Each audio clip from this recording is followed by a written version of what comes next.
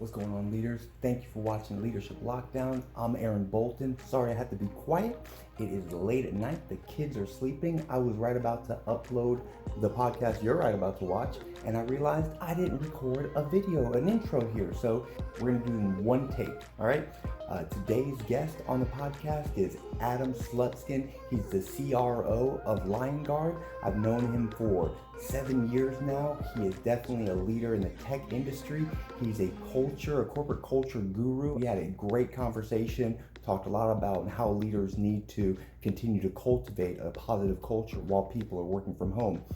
If you're watching this on YouTube, please give it a like, please subscribe, and click the bell so you can get notified. And if you're watching this on LinkedIn, go ahead and follow me. That'd be pretty cool. That wasn't too bad. Let's go. Just go right into questions. You good? Yeah, let's do it. All right. What's going on, leaders? Thank you for watching Leadership Lockdown. I'm Aaron Bolton, and I'm very happy to have as a guest today. He is the CRO of Liongard, and I've known him for now 7 years now from ConnectWise. It is Mr. Adam Slutskin. Sir, how are you doing? Hey, Aaron, how you doing? Hey, everybody. Everyone. We're already kind of primed because we just had a good little conversation. So everyone watching, no worries. There's not going to need a ramp up. We're jumping right on into things. Whoa, almost fell. See, that's how exciting we are. So you are right now the CRO of Liongard, but can you give us a little background of, I know there's some military in your background. So just kind of give us, you have a really good, what's the word? Like a good, the only word coming to my mind is like a fruit salad, a good mixture of different experiences professionally. So can you kind of share some of that with us? Yeah, it's been a crazy journey. I feel so blessed, starting off right out of high school, made the decision, wasn't ready for college, and joined the Air Force right away. And it was a really interesting journey for me because, I didn't have that nice, clean start. I wasn't doing great in school. I had, was in advanced classes, but, school was kind of boring for me. So it was interesting. I actually went into the military when I was 18 and got my GED. And this is back in 1984, and then decided that, I wanted to travel, see the world, and then, was going to leverage the GI Bill so that I would be able to go to college. And so it was really interesting and followed that journey. I got to travel. My first 4 years, I was an electrician. To a shout out to all the electricians out there. I was a really, really bad electrician. And I think anybody that worked with me those first 4 years in the military would agree with me. I just wasn't a great electrician, Aaron.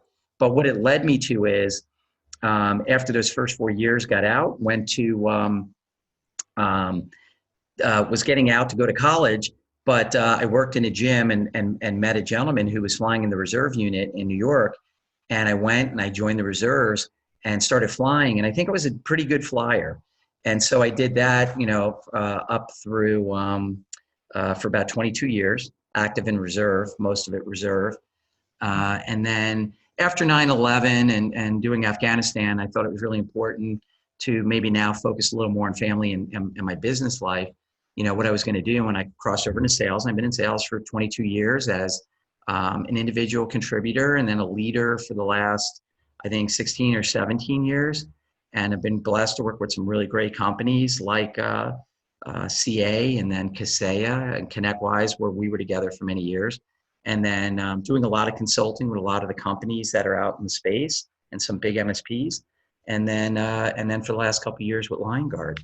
And I do agree with you. I think that kind of diverse experience. I know Simon Sinek has done a great job. He talks a lot about the blending of the military and the corporate world. And there are so many similarities there that I think are great. And I know that I've got a chance to talk to a lot of people in the ecosystem that are also have that blended background. And they feel the same way, having that military and then leveraging a lot of what we learned in leadership, accountability, attention to detail, planning and executing. It's really helped a lot of us, I think, as we've moved into the corporate side. It's funny. You just mentioned about, finding out or realizing there's a lot of, maybe vets, people with military backgrounds, in the tech side, right? And I didn't really start messing around with LinkedIn. I wasn't really on LinkedIn until ConnectWise. Uh, so initially, like a lot of the people on my LinkedIn is, people from the tech industry, right? From the tech space. Yeah. Yeah. About almost a year ago, I started doing these once a month, and about twice a month, these classes for veterans, Yeah. for people, transitioning into the workforce, to civilian workforce.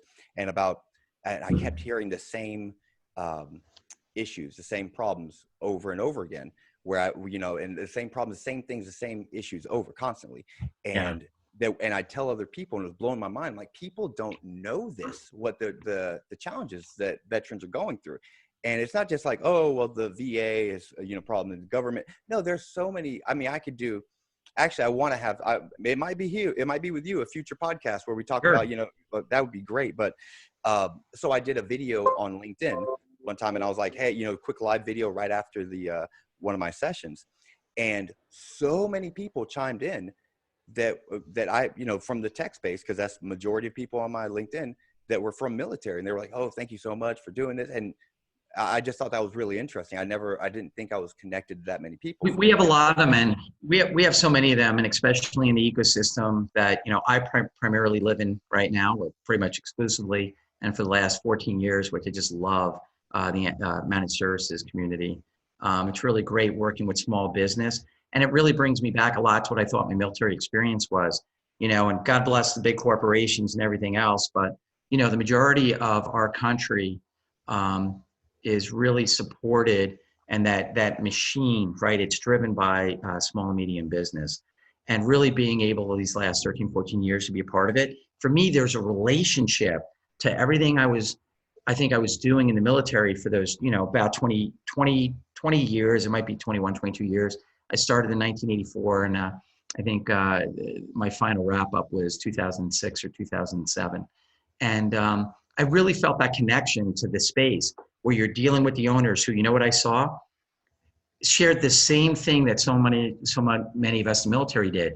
It was about the person to the left, the person to the right. It was about your team as you even got promoted within the military and you became a leader, and understanding what leadership really is, and that accountability. And it's not just about you, and it's about the objectives, but it's also about the people. And that's always been the American military way, was nobody is just an asset. We all matter. We train more than anybody else in the world. We prepare more than anybody else in the world, and we value life, right? Right. And so I think when you really start to apply that to what we're trying to do in business, and again, I think especially in the managed services, the MSP ecosystem, is you're dealing with business owners who are very, very passionate about the well-being of their people and their teams. And to me, I've always got that, and I respect it. I think it's an awesome attribute, and it's a heavy burden to carry. Think Right. about it, man. When you're really worried and you're passionate about your people and their well-being, it's a blessing, but it's a burden, because it sits on you, and you want to make sure that everybody in their family has everything they need. God bless them. God bless everybody that is in this ecosystem, really driving the machinery that makes everything work and produces, just so many jobs, that allow us all to take care of our families. Absolutely. Yeah, you're dead on, spot on when it comes to the worry that leaders can have. Before ConnectWise, I was leading a team about 20 to 25 sales reps, door to door, hardcore sales, commission only. And these are people that, that it's commission only. It's a tough gig, but Yeah. you can make I had people on my team making really good money, and not shady, nothing like that, but it was legit. But that was constantly a worry of mine, was, oh man, this person didn't get a deal today. Already calculating out, okay, if they didn't get a deal today, that means it's best chance to get one tomorrow. And then the way the pay cycle is going to kick in, they're going to miss a week without pay, or, not that much pay. And yeah, it can be very stressful. It's not, true leadership is not for the weak hearted, Yeah, it is. And then I'll tell you, just tying it back to the military, to the corporate again, and for anybody else listening that also is the military, it's amazing when we think back, especially when you're in the early years, and you're just beginning to get some rank. It's publicly available. Anybody can go see, right? We're all taxpayers, and what the military pay structure is. My first 4 years in the military, how much do you think I made total? This is the early 80s. Yeah, Years mid to late. combined. Yeah, what do you think I made combined my first 4 years? W-2. Oh man. Like gross. Yeah, just take a guess. Yeah. I Yeah. mean, I'm gonna say, man, I'm gonna go. My best friend was in the military, but we're talking Yeah. 20 years, 15-year difference. Yeah. I'll say 70, 75 first 4 years. Yeah. And you're still twice as high as I made, right around $38,000 combined, my first 4 years combined. And it was something Whoa. like this. I made 8,000 the first year, 9,000 the second year, 10,000 the third year, and 11,000 my fourth year.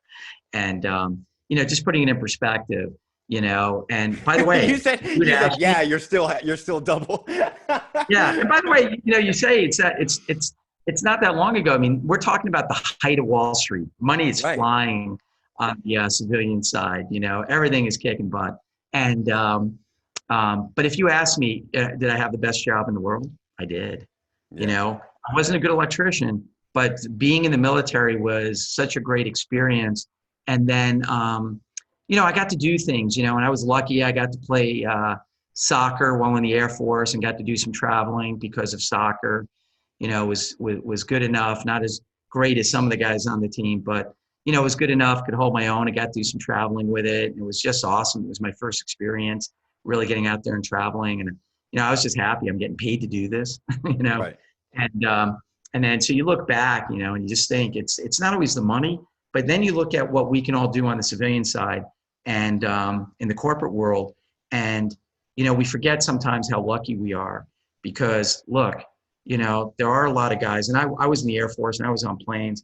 I never want to misrepresent. I wasn't in the guy that had to stay there, and always wonder if there's a bad guy coming around the corner, who was friend or who was foe. I don't think I'll ever be able to relate to that because I never had to do that. And because my job was on a plane and I was on C5s and, we'd get you there, Right. and we would bring in whatever it took that we needed to get there to support the guys, right? It could be, tanks, helicopters, a lot of times food, sometimes just toilet paper, which it's so funny we're dealing with again. Right. It's amazing when you really come down to it. Sometimes it is, toilet paper. Right. And so it was all of those things, but I got to leave. And I was always very humbled by that as, the guys were getting off the plane over the, 17 years or so. I think I was, of the career I was doing flying. And I was always very humbled by that, and then you look forward today, we work in, air conditioned offices and we Right. sit at our desks. And especially for those of us that live more in the inside sales role, like you and I did. And I used to think like, my God, we're making so much more than Right. what I used to make. And we're not in these harsh environments. And our biggest challenges are, will we get that deal? So like what you said, man, that puts a lot of stuff in perspective. Yep. Because, God, again, man, hats off to all the people and for anyone on here that's got family members that are, we're still serving, we're worldwide. And we have a lot of people in tough situations. And then, as we look to tie that back to leadership, you and I were chatting about it earlier, man, it's everything. It's everything.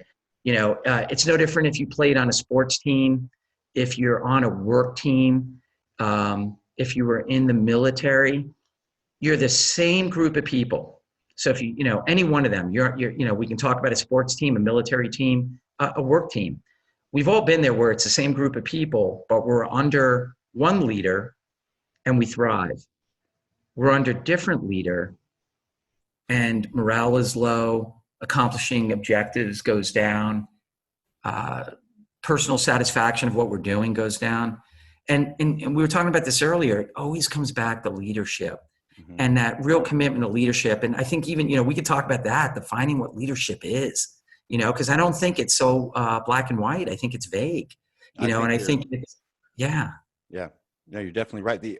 So one of my new favorite quotes, and I got this off of a trailer of a movie, and I forget, I've talked to so many people about it for the past couple months, and I need you love movies. Maybe you saw this movie, but it follows this like Republican right-winged kind of like anchor, like a pundit, right? That he's the main character, and he finds out he has a daughter. He's older, and I guess throughout the movie, the daughter, is kind of like trying to break him down, trying to find out, why are you so mean? Why do you, if you don't believe these things in real life, why are you espousing them? And he said, and this is my favorite, he said, because life is nuanced, doesn't sell t-shirts.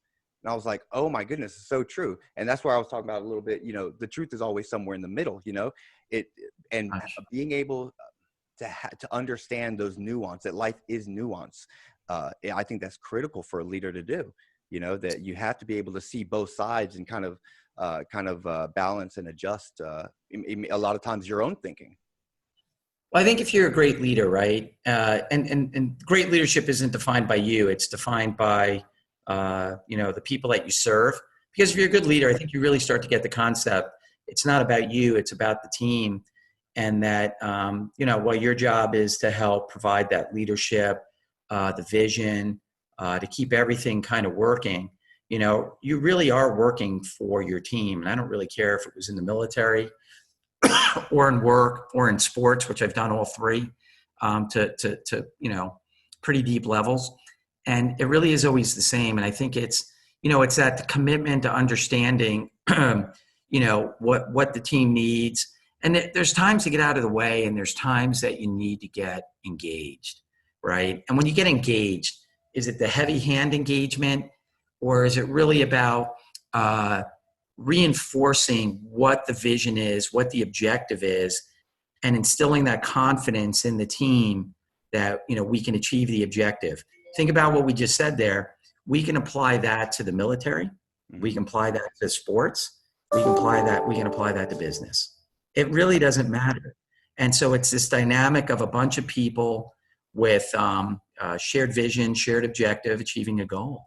And it really doesn't matter if you have different roles within the company.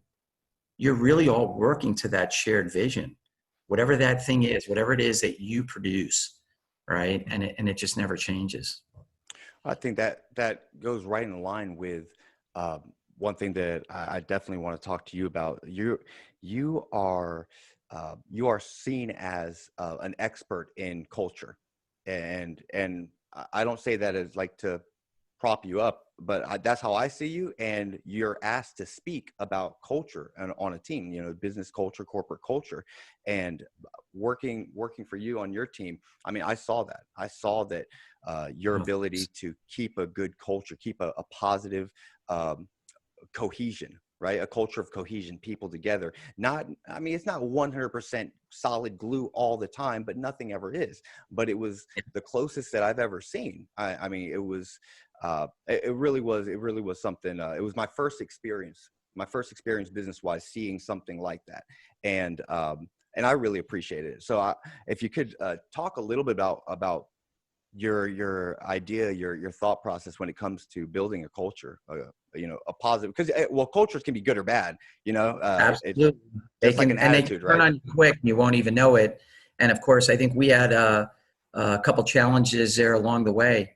Listen, you can work hard and really build, I think, a thriving culture, and make no mistake, it's always at risk. Right. It doesn't take 100 people to kill a culture. It literally can take one. And what is that defined as? It's that one person, and maybe we've all experienced it along the way. They're the cooler chat person. They're the one that are going to go politic at the cooler and talk about everything that's wrong and never anything that's right. And I don't care who you are. No one ever runs at 100%. Look, as a leader, you're going to make mistakes. Companies are going to make mistakes. You're going to pick, you're going to try to focus in certain areas that may not work. and it's the same again. I'm going to go back to all three: work, military, sports. The name of the game in winning is making adjustments, right? And how quick you can make those adjustments, because you're always going to set a course, and then things are going to arise that were unforeseen. And then do you make the adjustments? And then there are times when you got to look at the future and say, these will pass. Let's stay the course, right? And so you're always dealing with all of those things. So I wanted to just start backwards, is understand getting to the end goal of creating a great culture. And if you're out there and you have one too, thumbs up, congratulations. Understand you can't just go to sleep and never think about it again, because there's always that one person out there, and it only takes one. And I've seen it happen. And then look, I have very few things. I do believe letting people go. I know some of the old school ways and the GE way, you should always be, letting people go. Your bottom 10%. And I don't know. Yeah, I'm not a big fan of that. I think if you've spent the time, you have a good onboarding process, a good identification process, you got the right people. And I think we saw that firsthand from the time we were together. Look, you're not always going to be aligned in the right role. I was a horrible electrician. I can't say this enough. It was not what I was good at. I was a very good flyer, right? I was a horrible electrician. I played for the same team. For those of you in sports, maybe you started as a defender and you weren't a good defender, and you moved up front. You were a Hall of Fame, offensive player. Right. And so I think we did a good job. We brought a lot of people on, and sometimes we would realize maybe they're not aligned to the right role. And rather than just letting them go, we'd get them aligned to the right role. Right. I think and that's so I think so important. It is, because look, it instills confidence into your culture. Mm-hmm. They know that you're not the quick hook. You've made a decision. You saw something in somebody that you're like, I got to have you on my team. You're going to help us. You're going to be a great addition to the team. And then look, it's the adjustments, man. Look, they don't always know it sometimes. And then you make that, you've taken someone that was not very good in one role, and then we moved them to the other role. 10, 12 years later, they're still there. And they're like the best at what they do. And I think that's such a huge part of the culture. I think sometimes there's too many companies out there that have that quick hook. And I'm like, man, you had all that investment up front, and the training and the teaching and the onboarding. You see all this value in who the person is and what they contribute, from just who they are. And then you're going to punt on it. And I just never understood that. And there's times when companies have to make hard decisions based on, revenues down and some unforeseen things. And I still do always believe that letting someone go, and this is where I apologize if I disagree with some of you out there, I think it should be the hardest thing you ever do. You're going to affect them, affect their family. It should never be something you got aggravated because somebody did one thing, as long as, you're not breaking laws or anything like that. Because, hey, guess what, guys? Companies make mistakes, leaders make mistakes, individuals make mistakes. Let's make sure that we think through that, and that if we're going to make that decision, that we have really thought through it, and that we've checked it, we've talked to others about it. And then, look, sometimes that does have to happen, but it should not be the easiest thing you should do. I do believe it should be the hardest thing. And then, of course, well, what do you think on that, man? I mean, you've lived in it. What are your thoughts? I've been there, and I've been there where I've had to let go twice I've had to let go my top sales rep, and it was because, look, I came in, the culture was one certain way, and we kind of moved things around, and I got the culture going a different way, and everyone was kind of on board.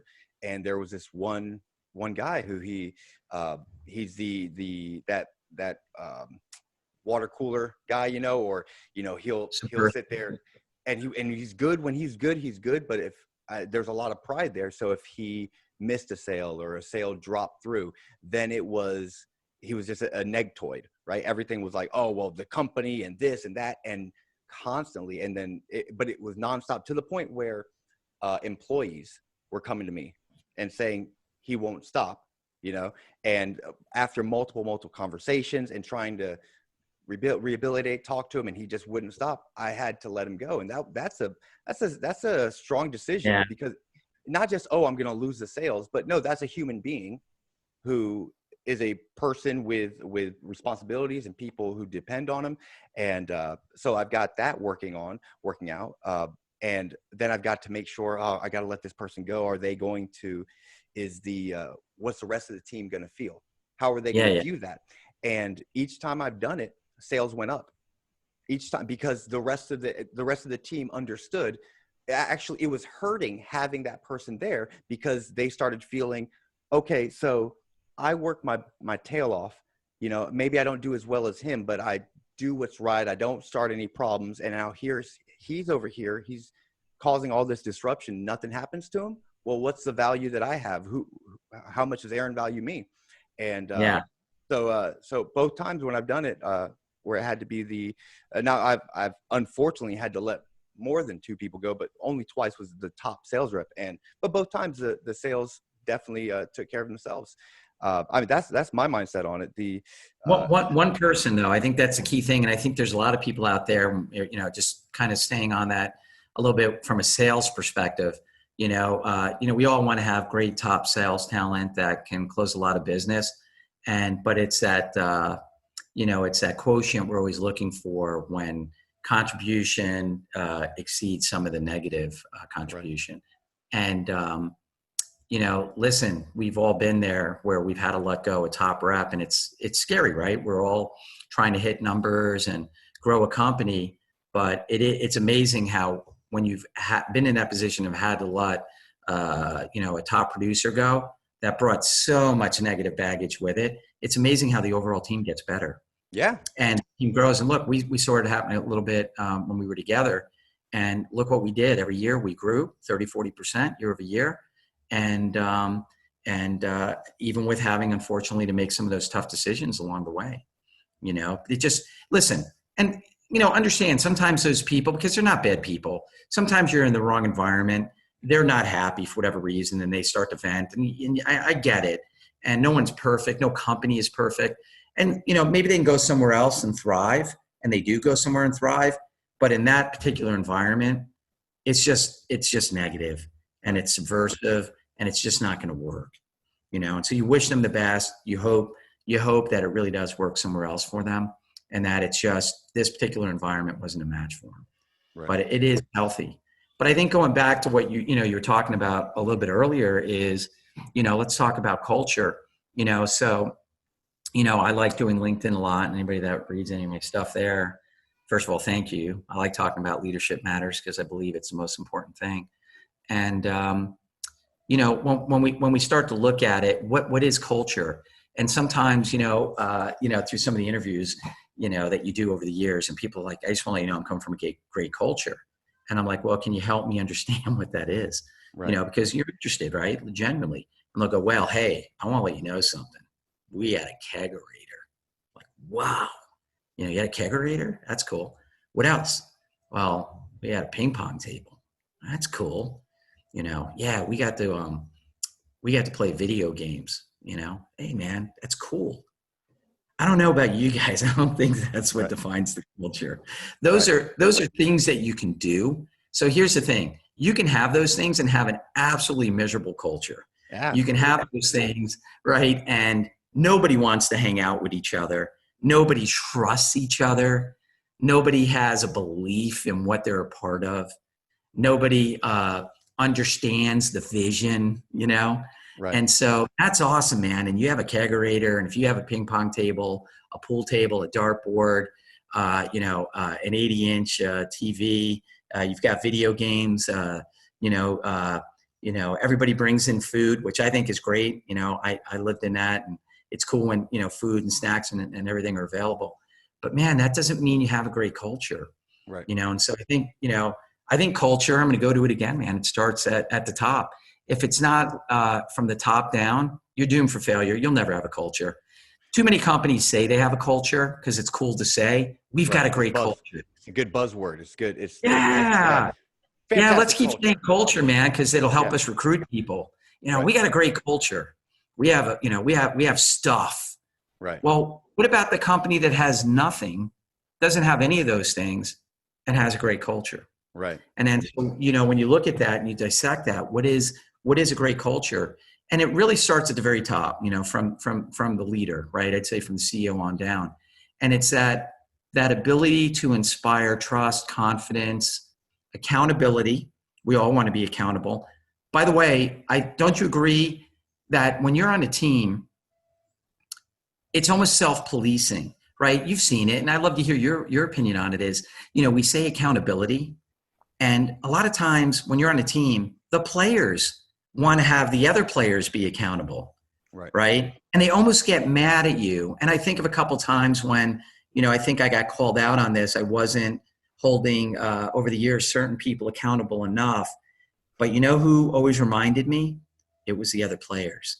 And the other players, they wanted everyone as a team to be held accountable, because they all knew that was part of it. What are your thoughts on, on that? Like, being, when you're a teammate and wanting that accountability from everybody else. Dude, so it's funny you're asking me that, because that it clicked a memory that I had when I was a kid, and with some forethought too.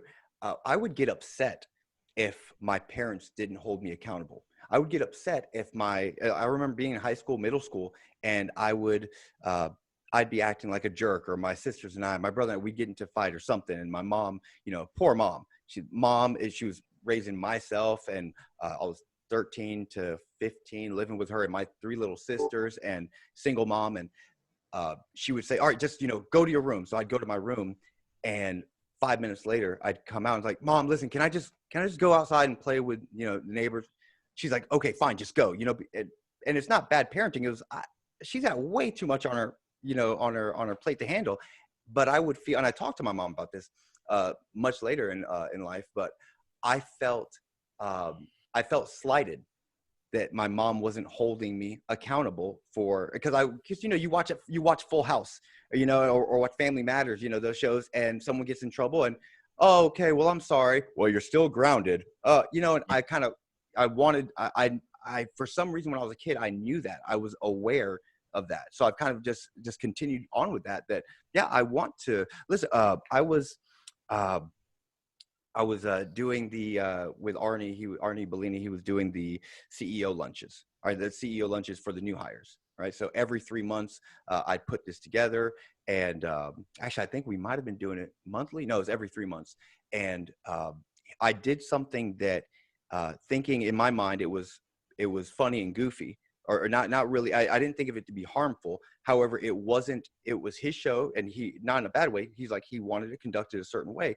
I went against it, right? And he said something like, well, I just dismissed some people, and he said, don't say that.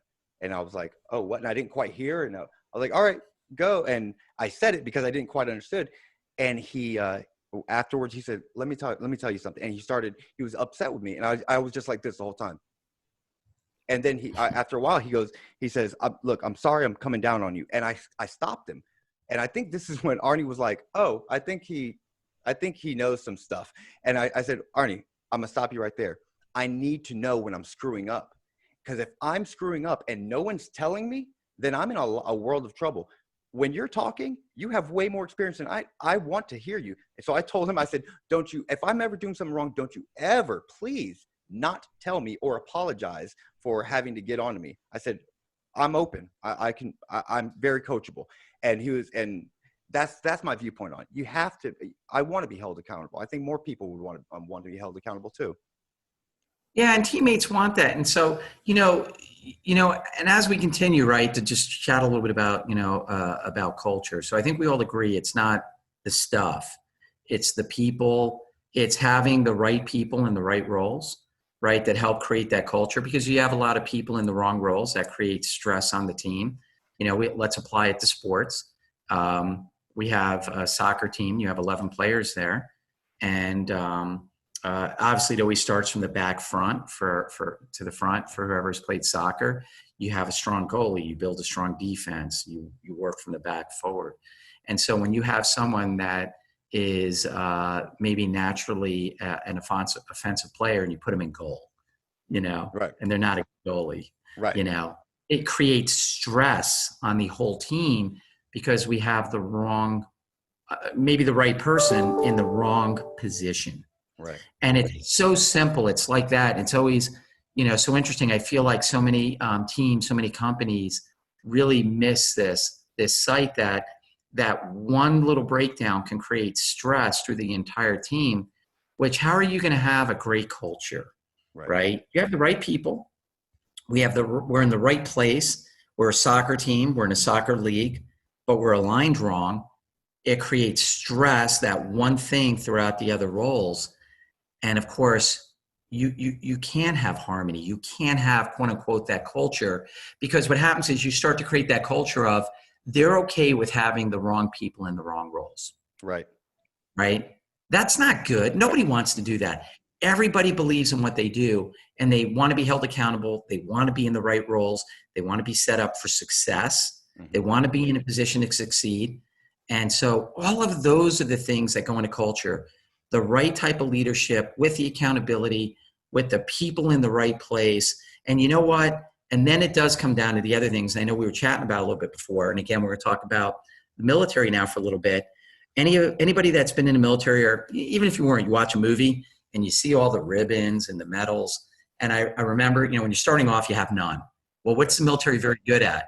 Building on recognition. So when you come out of boot camp, which everybody does, if you don't get through, you don't exist in the military. They give you your first ribbon because they got to get you. And you feel like $1 million. I got my graduation ribbon. Then you get things for doing other things, right? And it could be, we were talking a little bit about the marksman one, for being a good shot and having to be proficient at shooting. And I had grown up in New York City, and unlike the stereotype that everyone in cities has guns, I had never, I was a city kid. So I didn't have anything to do with guns. And then I would be at a military formation or unit formation, and somebody would be getting recognized with, getting a ribbon. And I remember when a few of my friends who were the same age, started at the same time, had gotten the marksman ribbon. And I'm like, wow, that really motivated me. I wanted to get that marksman ribbon. And so I worked on becoming a better shot, and I didn't get it right away. But when I finally got that marksman ribbon, which, by the way, guys, for anyone, I felt like $1 million, that ribbon might cost a couple bucks to make. It's a little cloth, right? A little metal clip, right? It might be 50 cents, right? But I felt like $1 million. And it was the recognition. It was the achievement. Nobody gave me anything. Nobody gave me the award because, I wanted one. I had to earn it. And I felt like $1 million in that moment when I got to get recognized in front of everybody else. It meant a lot to me. And then just apply that to, to all the things we're talking about, leadership and culture. Man, that's where it happens. That's where the magic happens. And just understanding that. So it's not about penalizing the people that maybe aren't achieving. And sales is an easy one because we have numbers and we stack rank. We talk about those numbers. And Aaron, you're number one, you get 140% quota. But somewhere in any list, there's going to be someone that in that stack is going to be at the bottom. So should we browbeat the person on the bottom, or should we recognize the people that achieved? Right. And we recognize the people that achieve. And it's not just the top person. There's lots of people that achieve. They're succeeding. And we recognize them. And we don't need to browbeat the guy in the bottom. Going back to me with the medal. Nobody browbeat me because I didn't have the marksman medal. Right. Instead, it was that recognition of the people that had done it that made me want to have it. And so no one ever beat me on the head and told me I was horrible. I was never going to be a good shot, and I didn't go away feeling sad and demoralized. It motivated me, the recognition and the success of others, and it pulled me up. And so I think, just some of those basic concepts that fit right between where we start with leadership and how you really have a great culture. People want to be recognized for their success. They want to feel like they're part of a team. They want to be held accountable equally, right? And it's all those things, right? I mean, you tell me, man. I mean, you've lived on as many teams as I've had. Do you think we're missing anything? We, as in, as a culture, man. You and I mean, like what we're talking about, even it's. Man, yeah, it's so wide. It really is, and it's said earlier, it's not for the faint of heart, being an effective leader. It takes a lot of work if you really want to be an effective leader, because you can't think of just yourself. You have to think of your team, everyone on your team, everyone, and that's that can be a very stressful juggle. I think one thing that's, a couple things people say, empathy. Empathy is the number one, component for being a leader. And I think that's correct. However, you can break empathy down a little deeper, and to truly have empathy, you have to have humility. You have to be humble. So I think at the core, to be an effective leader all the way at the very beginning, you have to have humility. You got to be humble, I want to talk about that real quick because I couldn't agree more. And I remember I watched an interview once with the CEO of Amazon. And what was really interesting during the interview, the reporter was really talking about and really trying to highlight all the amazing successes. And you could see, him look away, and he was like, he goes, man, we don't have enough time to talk about the thousands of failures that I've had. And it was that humility. I mean, here he is. I mean, the richest man in the world, and amazing watching how Amazon started to what it is today. Not everyone agrees that, maybe it's an all of a good thing, but, just think back, what of us growing a company, taking something from an idea to what it's become, and embedded in so many ways. It's a good story there. And so, but the thing again was you could really see he was focused on all of the things that he had gotten wrong too, and that there was a lot of them.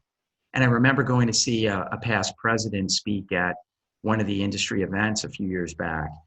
And, during the discussion part at the end after, the little bit of the presentation and during that one-on-one, and, he was asked, what are some of your biggest regrets? And boy, you could just see the burden of a president, God bless them, because they literally carry the burden of the free world on them.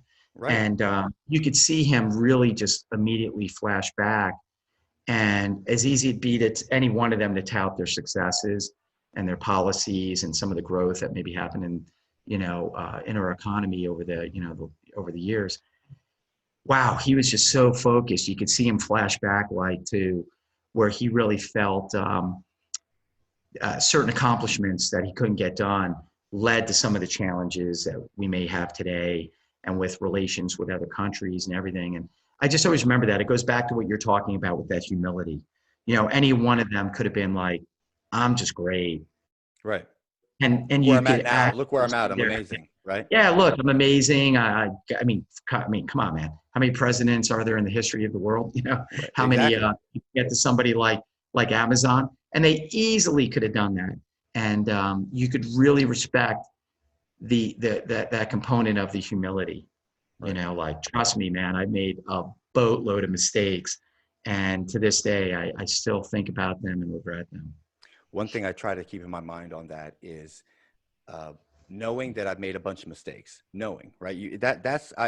Admitting that is that first step to humility, right? You have to admit that you've made a bunch of mistakes. But then I start thinking about the concept of all the mistakes I've made and I don't remember.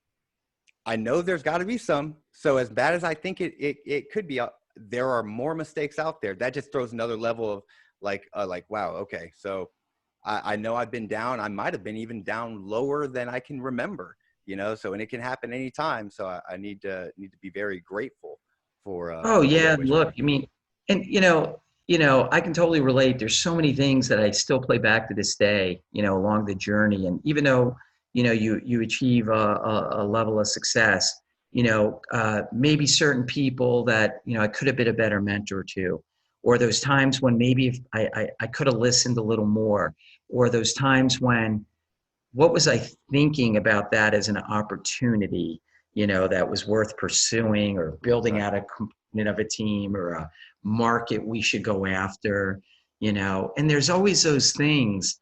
And I don't think it's a bad thing to think about them. And because that's where you do your learning. And I think bad leaders they are the ones that say, I'm not accountable for any of those things that happened on my watch. Right. It's the deflect. Let me blame somebody else. It's somebody else's fault, right? Right. And I just never can relate to that because, I think the accountability, as we were talking about earlier, it always starts at the top. It's on your watch. You're responsible. And I think that that kind of commonality amongst people that I know that I admire and I consider great leaders, not managers. Anybody can manage. Leading is really something special. And I respect that when I see that in leaders, that accountability. This is my watch. When you guys do great, congratulations. When something goes wrong, it's me. Right. It's my job. I'm a leader. I need to be there. Yeah. One thing I think is really important that you mentioned was being able to make those changes, make those quick decisions, and when something comes up, because things are going to come up, as an effective leader, that pivoting, right? You have to know when to pivot, and we're just happen to be living in a time right now where every business just had to pivot.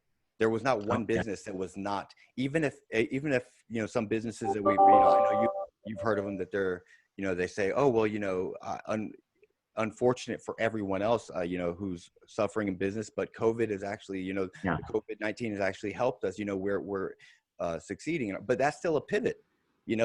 I'm sure that they are succeeding because they saw something coming and they said, okay, we need to adjust. Right. And the biggest adjustment, I think, is in business is so many people working from home. And I definitely wanted to get into this because, you have, leaders who maybe have had a great culture in the office, or they were in the middle of trying to build up a good culture, or maybe they're thinking, everyone's working from home. How do I maintain this culture?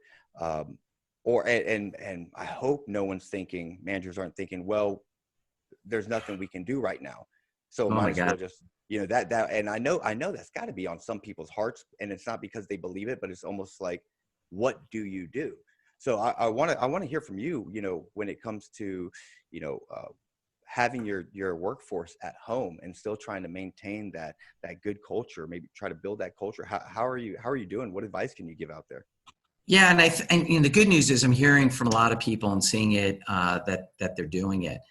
So for us, when if you go back to the beginning, right, and at my current company with Liongard, we were about 80%, I think, centrally located. Our headquarters is in Houston, and then the other 20% is somewhat virtual. And then so what happened is we all moved home. That's what we all did. And so we had 80% of the company that was moving home, many of them for the first time. And so we had people that were very accustomed to being in the office from either a support structure standpoint or even just the fraternal vibe that we get, that camaraderie of being together, right? The interaction of people being with people and really enjoying that. Well, if anything, it's just change, and change can be, change can be detrimental to anyone, so there's a lot of things to talk about it, right? Well, think about it. You've never worked from home, and now you're working from home, right? Is it a good thing for everyone? No. There's a lot of people that either don't have the space, they don't have the ability to have somewhere where they can separate quietly for work. Some people, it's a focus issue.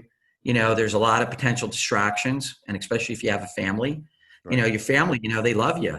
You're home. Right. No, I'm at work.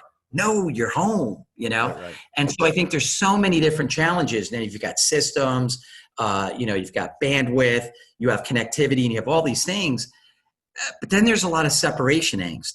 And just talking about that for a second, one thing that we did really quickly, that I was really happy that we did, was we quickly, sorry, that's my doorbell, by the way, for anybody that's Florida Gator. Are you going to edit that out? No, absolutely not. That's awesome. That's awesome. No, because it came in the right time. It came in right when you were saying one thing, and we did bam, bam, bam. That's great. Yeah, it's the most interesting doorbell ever. But and it may happen one more time. Hopefully, someone's gonna get the door. So it used to make me jump a little bit. Right. But anyway, one thing that we did right away was we installed a daily morning huddle, and so we put a morning huddle in there, and it was great. We go anywhere from I'd say not 15 minutes, 20 to 30 minutes, and we were doing a daily huddle. And when you're on like a Zoom or a WebEx or whatever you have, and you have all those squares like the Brady Bunch in there, and we all got used to it. We were looking at each other, and like me and you are right now, and it's like, I see you, man. It's me and you. And it wasn't always about work. We'd start off with, just, catching up, man. Same thing a lot of us do when we go in the office in the morning. We get that cup of coffee, we get a quick snack, we're catching up, saying hello. Right. And it's important. It's an important part of the process of starting the day, right? How are you doing? Right? Just in the best of times, man. What'd you do this weekend? What'd you do yesterday? Hey, did you get that deal? Did you finish that report? And just, how's the family? Congrats on your kids' play. And so we all lost that. So moving to that daily huddle and providing that opportunity for people just to catch up a little bit. But I think what it really did help also was it got us focused in the morning. And so when you're not used to working from home, when do I begin?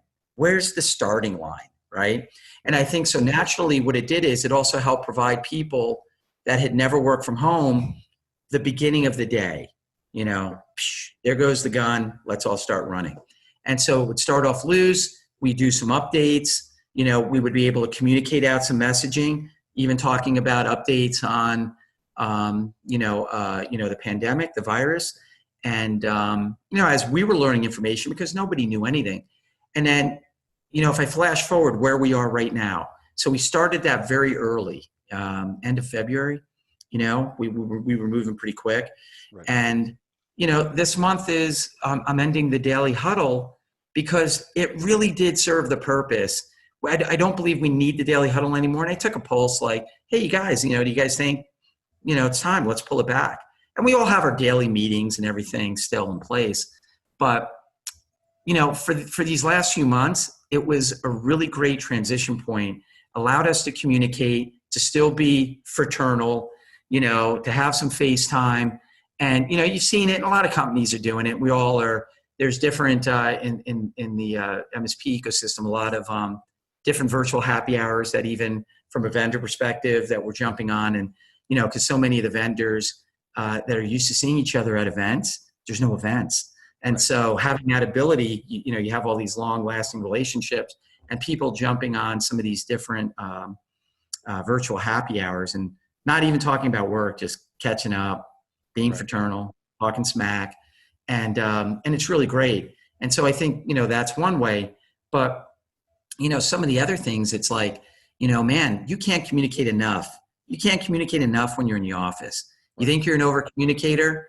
Ask everybody that you work with or that maybe work for you.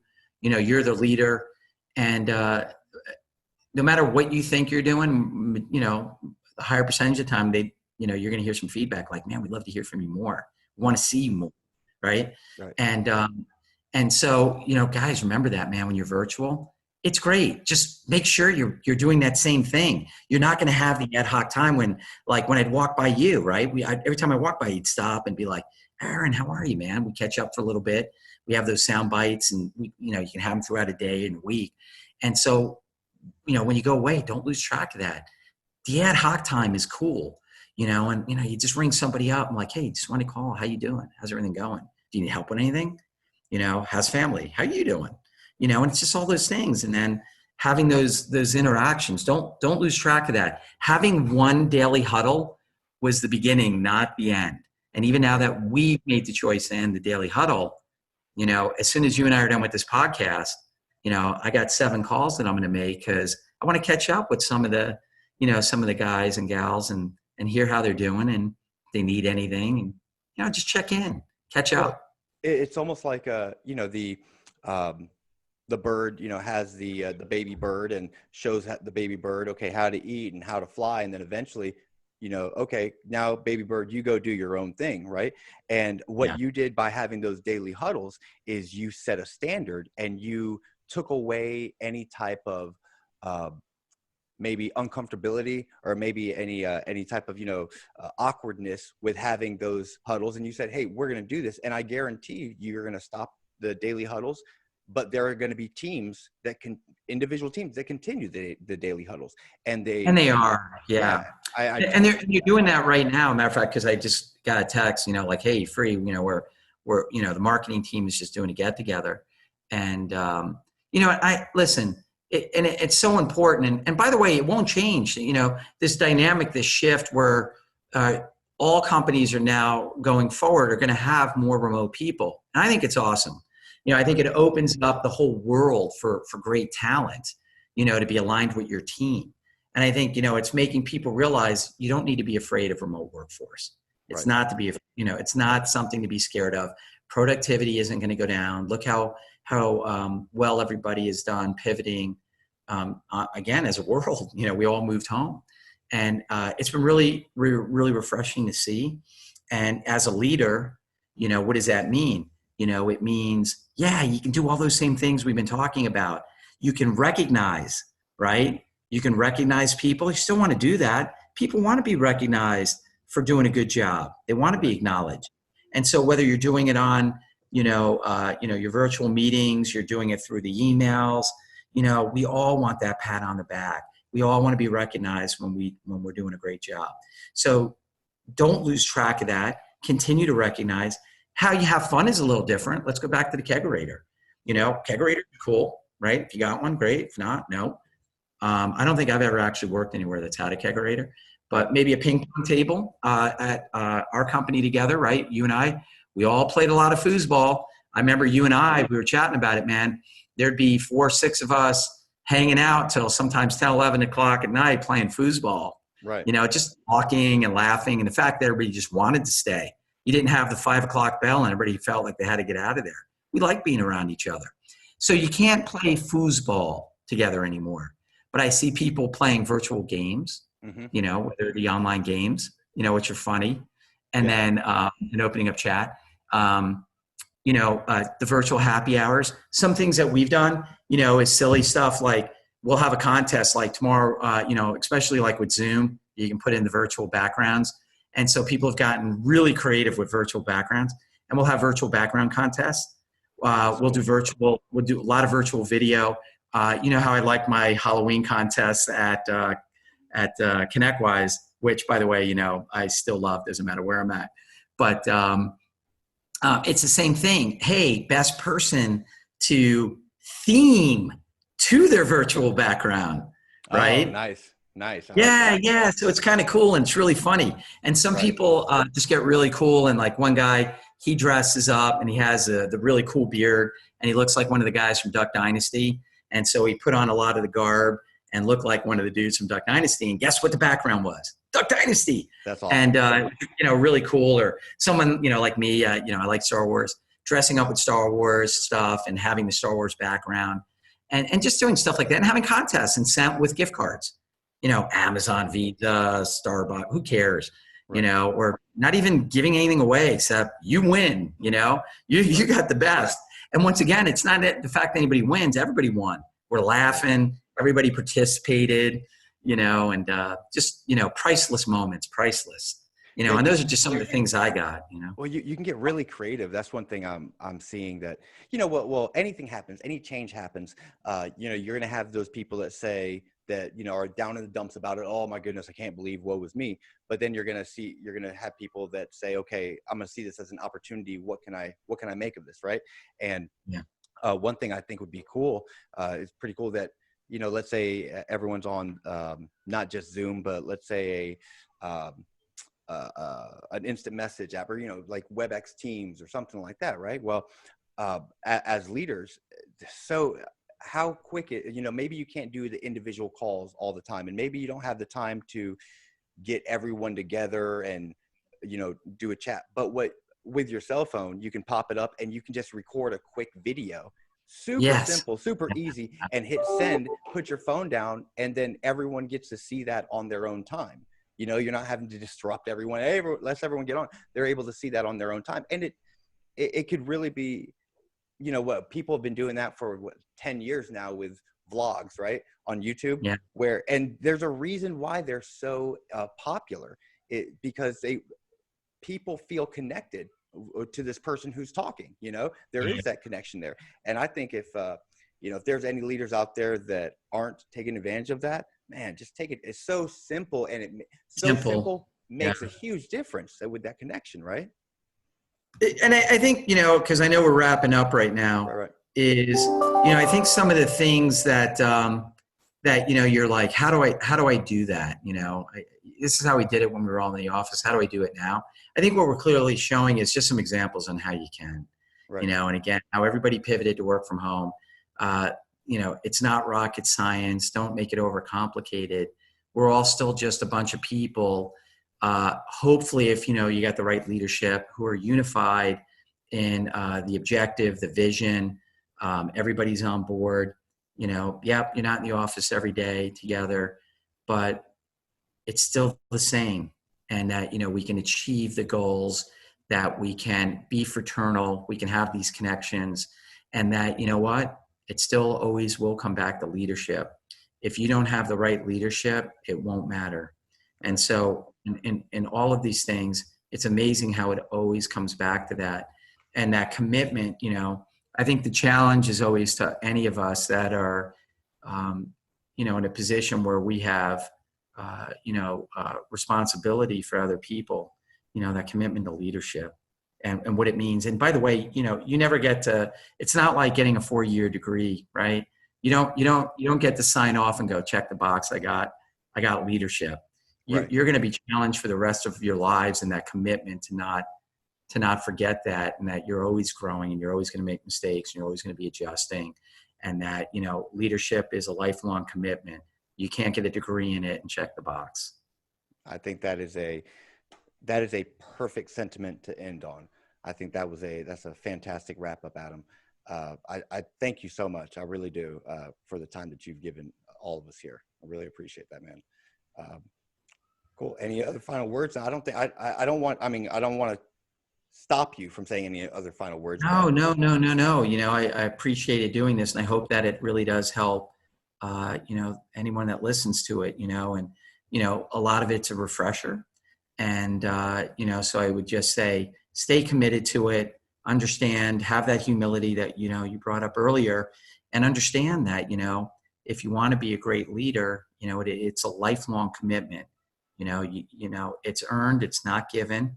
And I think, again, that goes a little bit back to the military, you know, where you really start to understand that, and that don't ask anybody to do anything you wouldn't do yourself, right? So many of the basics, you know, these aren't novel, but it is a commitment to them. And then that commitment to where I think a lot of leaders fail is the inability to make adjustments, right? You're never going to nail it 100% of the time. But I do want to say thanks to everyone that does wind up listening to this. And Aaron, thank you, man. You're doing a great job. And, you know, we love the podcast that you've been producing, and there's some really good content. Oh, I appreciate it. It's a huge learning experience. I know this sounds cheesy or corny. It's like, no, I am getting so much out of this, and I'm so grateful. So I thank you so much, man. Okay, man. Take care, everybody. See you guys.